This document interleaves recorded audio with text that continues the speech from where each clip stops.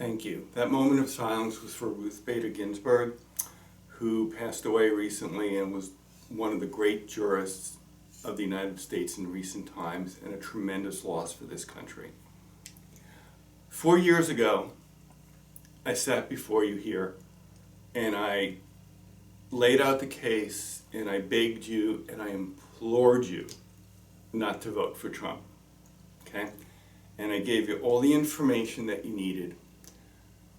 Told you about the 6 bankruptcies that he's had, the 4,000 lawsuits against him by people such as workers that he's cheated, companies that he's cheated, even a lawsuit by the family of the young girl, the minor who he allegedly abused. All of that information is out there and was out there and is still out there. In addition to that, there's the 3 wives, and each one he's cheated on. Just a long history of abuse and narcissism, etc., etc. Mismanagement, incompetence, etc. On top of that, his personality and his actions, he's got a firm grip on all 7 of the deadly sins. And I just can't fathom the hypocrisy of all the Christians who vote for him and support him when he cares nothing about religion, cares nothing about abortion, cares nothing about anything but himself and perhaps his family and their power and their money. Just sheer hypocrisy on the side of so many of you for acting and doing this. And now look what we've got. We've got Puerto Rico devastated and abandoned, essentially. We have children ripped from their families and put in cages, with them dying at a relatively high rate. We have the COVID pandemic. As of this morning, there are over 7 million Americans infected that we know of. And as of this morning, 207,008 American deaths from COVID.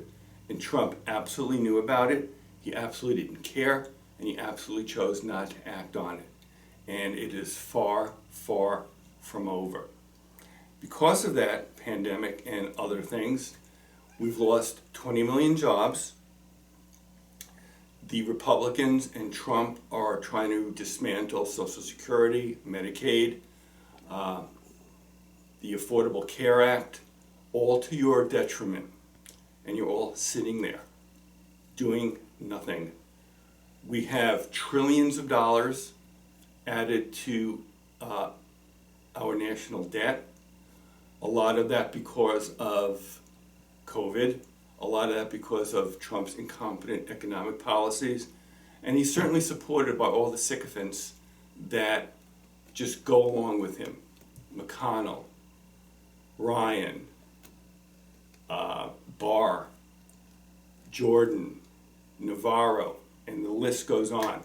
Every one of them is complicit in the tearing down and the destruction of this country. There's been counts kept, and Trump is told, since in office, 20,000 lies. Now, yes, I know that it's broken down into 6,000 absolute lies and 14,000 misleading facts, but let's face it. Here's someone who is a compulsive liar and cheater giving this information, in quotes, to the public who, in their ignorance and whatever you want to call it, are accepting it. So under those circumstances, they're not just misleading facts, they're bold-faced lies. So let's just say 20,000 lies, and it hasn't stopped, not by any means. So and I can go on, but let's just get a little bit personal about this. Last year I paid over $4,000 in federal taxes. You know what? That amount in 1 year by me, and that's a lot of money to me, is more than Trump has paid in federal taxes in 14 of the last 16 years. That makes me a better American than him, a more honest American, and the same is true for most of you listening to this as well. Better than him. When I was a senior in high school, I tried to get into the military. I didn't get in, but I tried. I did not draft dodge like Trump did. That at least makes me somewhat of a better American than him, and certainly that's true for most of you. Along those lines, I never, ever, ever would consider American soldiers who have died as suckers, like he referred to them. That makes me, I think, a better American than Trump, and I think that makes most of you better Americans than Trump. And yet so many of you out there are supporting him. You know, I took the SATs. I got a 1300. Not great, but not bad. But you know what? At least I took them. Can't say the same for Trump, can we? So, wrapping up, you could sort of be forgiven for voting for Trump the first time. Okay, even though you had all the information that you needed. Okay? However, considering what he's done to this country and continues to do, and what the Republicans are doing, there is no excuse for voting for him now. It is sheer idiocy, and truth be told, you would be a complete moron to ignore what is being done to the planet, the future of the planet, which means your future generations following you. Okay? The world is being destroyed by him. Our country is being destroyed. What's the future going to hold? Okay? So keep that in mind with the election coming. It's so night and day how you should vote. It's so night and day how bad he is.